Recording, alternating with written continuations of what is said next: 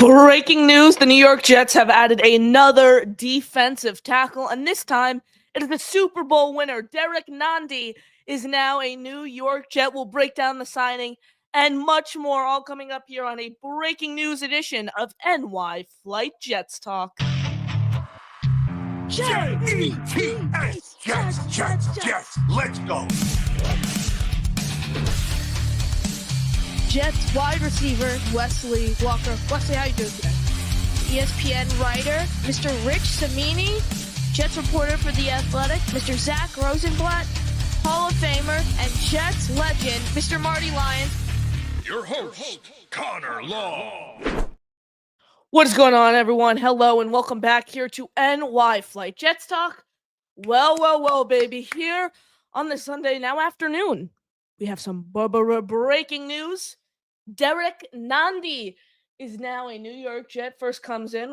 So Ari Mirov of the 33rd team pretty much first got it out on Twitter, but its agency Sports Trust announces the signing. So Derrick Nnadi, now we'll pull up the tweet here, is a New York Jet, which is there's going to be some mixed emotions because Derrick Nnadi, obviously a Super Bowl winner, but is coming off somewhat of a down season.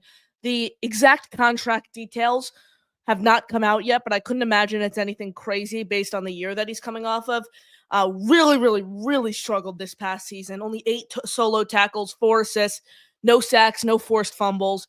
I mean, look at his size, though, 6'1", 317. He's going to plug a lot of holes on the interior of the line for this team. So my initial reaction, pending what the contract details look like, I like it. He's someone who was pretty durable last year. He played in all 17 games, only started 1. I mean, if you look at 2023 and 2022, 2024, like I said, was a really down season for Nnadi. But in 2023, he started all 17 of the Chiefs games. He started all 17 of the Chiefs games in 2022. 2021, he started 10 of their 17, played in all 17, though.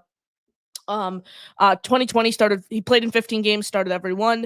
2019 played 16 games, started every one.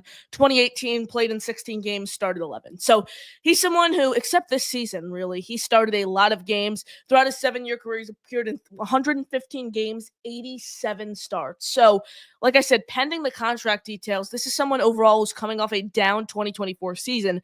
But I think what Aaron Glenn and Darren Moose are trying to see here is maybe he could do what he did in 2023 or 2022. He's a run-stuffing defensive tackle who is coming up somewhat of a down season, and you got to see what he has. That's where I am on Derrick Nnadi right now. He's going to plug a lot of holes.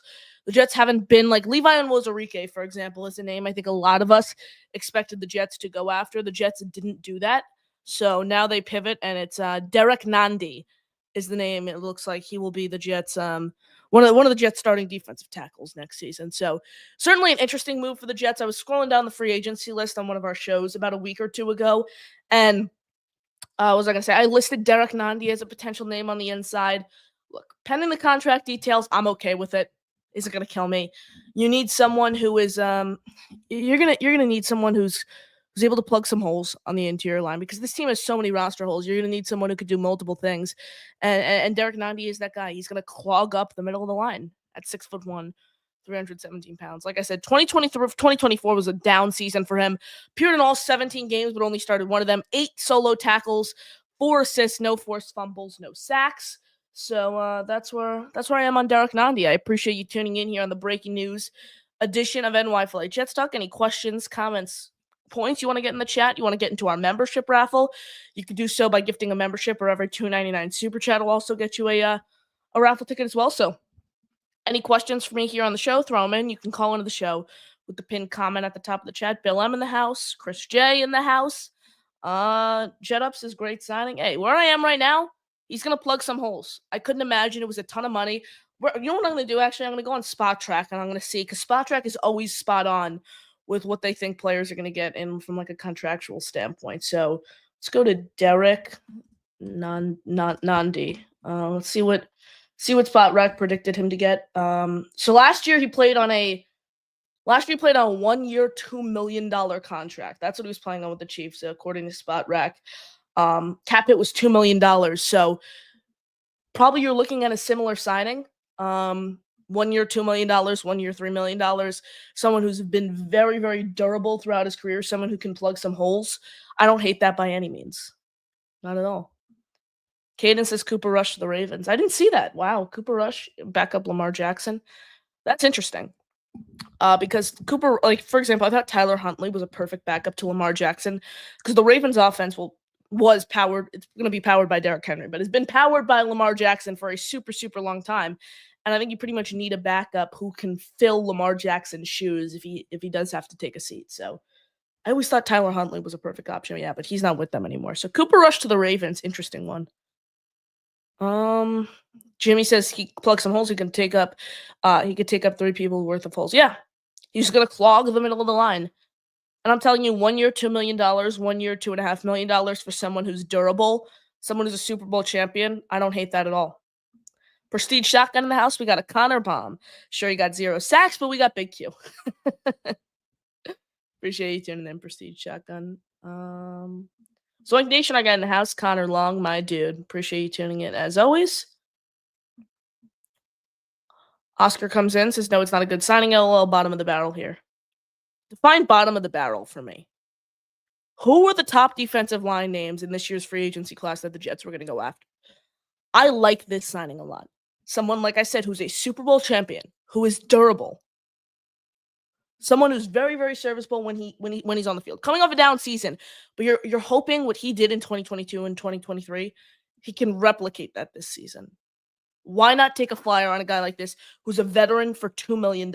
I don't get it.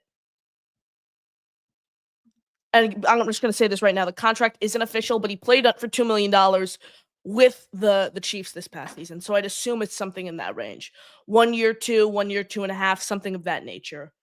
Certainly not going to cost you the house, though. That's the bottom line. Oscar the Grouch Fields has been and remains the only good signing the Jets have made thus so far. At least someone who can contribute this year. I strongly disagree with that. Andre Cisco is has been my favorite signing so far. Why? Is it Justin Fields because he's a bigger name, because he's a quarterback? I love the Fields signing, don't get me wrong. I was all for taking a big swing on the upside.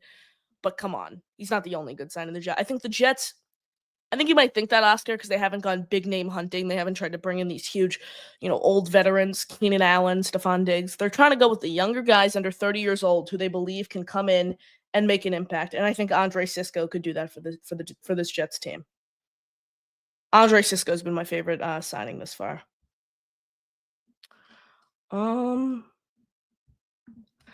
Jimmy, can we stop with the PFF grading? I'm going to start calling you people Woody Juniors. All right, we don't even. I think I referenced PFF grading once, but still, it's down season. The PFF numbers are accurate when it comes to describing Derrick Nnadi's 2024 season.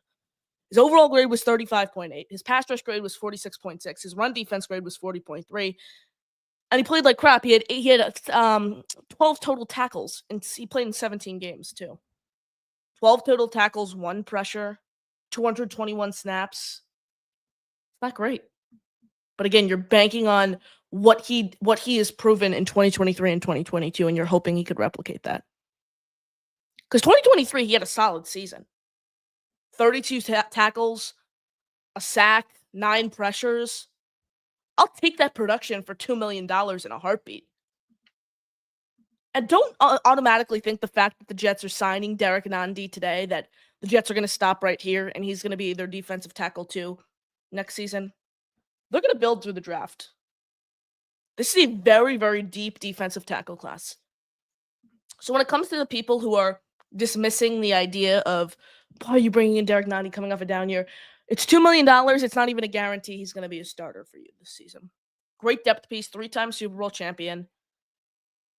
I mean, I like this move for the Jets. I really do. Momo Adamo comes in the chat. Says some Jets pundit feels like letting Rodgers go is a mistake. I disagree with Rodgers' ways. How can you start a culture demanding a prehistoric quarterback like Rodgers? What say you? I'm in the same boat, Momo. I don't want to go too overkill here about it, but I've been talking about why the Jets should get rid of Rodgers for a long, long time here on this show. I don't think you can run an offense through a soon-to-be 42-year-old, and the fact that you'd have to pay him, what is it, $63 million in 2026 is a massive turnoff for me. That's just something that doesn't intrigue me. I'd rather roll the dice on taking a big swing on a guy who has upside like a Justin Fields. I would much rather do that. and pay him what, $20 million for 2 years, $40 million for 2 years. Sign me up for that all day.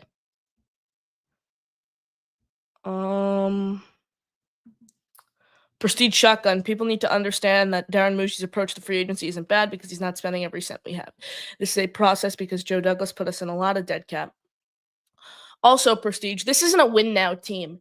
If you remember last year, the whole mantra was you just need to give Rodgers the best weapons. You give him the best weapons around him. You're gonna make the playoffs, even if he plays average football. That's why the Jets were win now last year. So they had to go out. They had to add some veterans because they were in the win now mode. Aaron Glenn and Darren Moosey, which they showed by moving off of Aaron Rodgers, I don't want to say they don't want to win now because Aaron Glenn made it very, very clear he wants to win. But they're not thinking in the sense like Joe Douglas and Robert Saleh were with Aaron Rodgers, where it's a 2-year window. You have these 2 years to win, or if you don't win, we're gone. So I think that's the different approach here. Darren Moosey is trying to take flyers on some guys and banking on upside. Guys who are under 30 years old, who are durable. How old's Derrick Nnadi? 28? Still under 30. Another guy under 30 years old who's been serviceable. He's been an okay pass rusher. Get you, 15 or so pressures in a season, couple sacks, 32 tackles. That was his 2023 season. Like, I like the signing. I just don't get how one can look at it and not say the Jets have had a great free agency this far. They haven't reached on anyone. They haven't forced anything. I really, really, really like the way Darren Moosey has approached free agency this far. Grove. Jet fans have nothing but Jet fans have nothing but negative vibes so far to these signings. They're spoiled by the past year's signings that they got us nothing. I mean, you look at Joe Douglas's best signings, they weren't the big names. John Simpson was probably Joe Douglas's best free agent signing last year. DJ Reed, I think, was his best free agent signing, no question, throughout his entire tenure.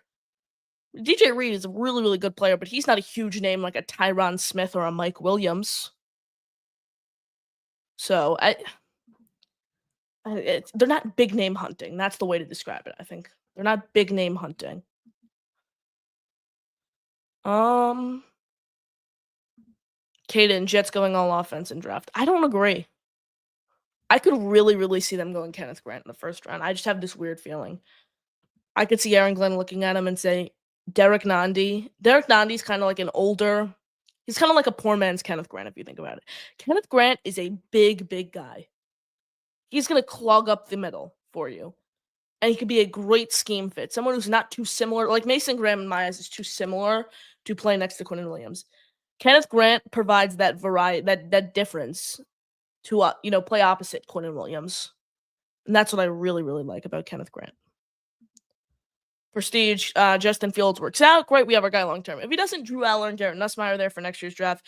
Anyone who don't want to be a part of our team can get out of NY. I agree. You had to find a bridge option this season. It's a low risk, high reward type move for the Jets when it comes to bringing in Justin Fields. What is the worst thing that could happen? Well, you needed a bridge option. He didn't work out. 2 years, you move on. That's the worst thing that could happen. That's the worst thing that could possibly happen. However, the best thing, like you said there, you find your franchise guy. And boom. That's all it takes.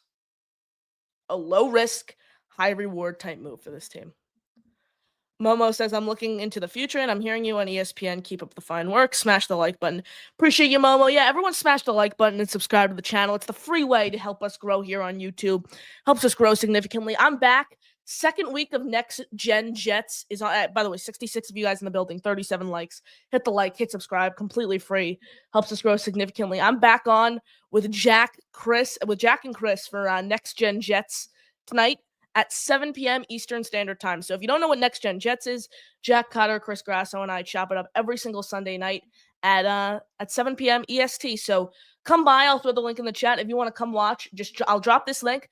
Hop over, hit a like, hit subscribe. This channel will be live. That show will be live at 7 p.m. EST tonight. So stay tuned for that. If you're around, please come in. Please support us. It's a great, great show. And this is going to be week 2. And you guys really liked it week 1. So hoping the same thing can happen week 2. So Go over to that, hit a notification. If you hit that link, you hit set reminder. We'll notify you when we're going live. We are going live, though, tonight at 7 p.m. EST on that link. So I appreciate you as always. Been about just quick little breaking news stream, about 19 minutes or so in. Gonna wrap up here soon. So last chance to get your final questions, comments, thoughts in for me here. Last chance to call into the show with the pinned comment at the top of the chat. Last chance to get into our membership raffle. Every gifted membership, $2.99 super chat, get you a ticket into our raffle, some fun prizes. We're giving away this month a Wayne Corbett signed jersey. Hey, oh, there we go. Missed it. Where are we here? Boom. Oh, no, not again. Here it is. Boom. Wayne Corbett signed jersey, Darrell Rivas signed photo, Altoon signed photo, Keyshawn Johnson signed photo, Derrick signed photo, free item from our merch store, channel emoji, the prize we're giving away this month. You can get in on that.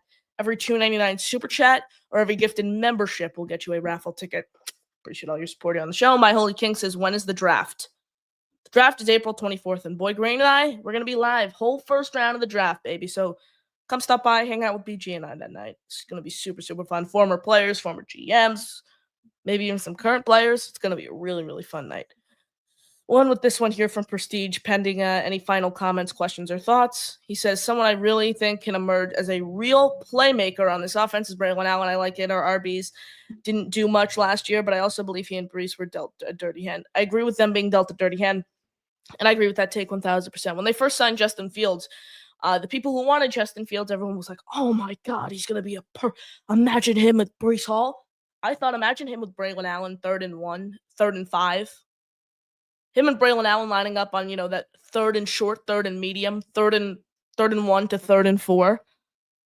The fact that opposing defenses have to worry about Braylon Allen's power and just chugging through the middle of the field, or or Justin Fields holding it, taking it for the read option and picking up the first down. So it's going to be a nightmare for opposing defenses on 3rd down. The fact that you have to worry about Justin Fields beating you with his legs as well, I think is a really, really important asset. He's also 26 years old with upside. So I agree with the Braylon Allen take 1,000%, and I love the Fields signing. Momo says, wow, Kotri, what a shame they did with him.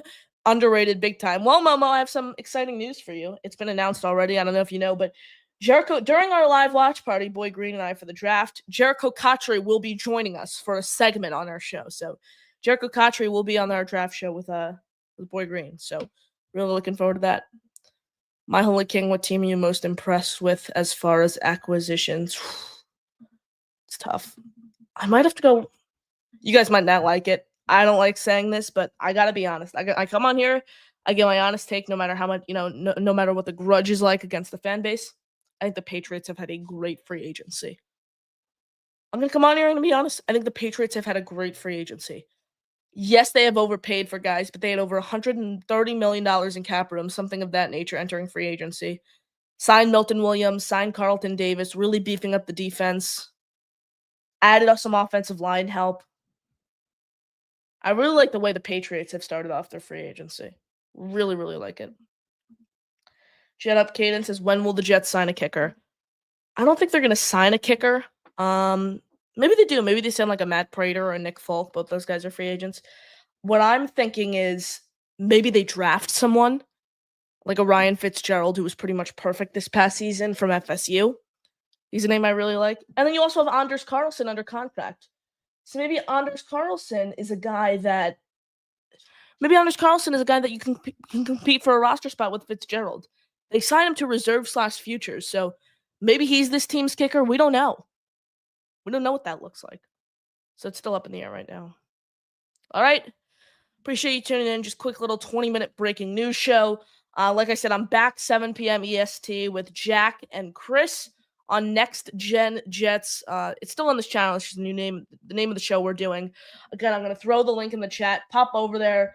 Set a reminder, and no Caden. I don't think Greg Jones is a free agent. He's not on this team.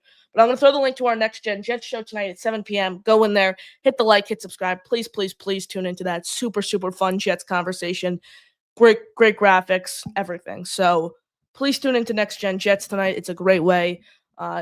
Great Jets talk. So just pop in there. Great way to help support the next generation of Jet fans. You can call in. You can throw your questions in the chat. We'll offer our insight. We'll answer everything.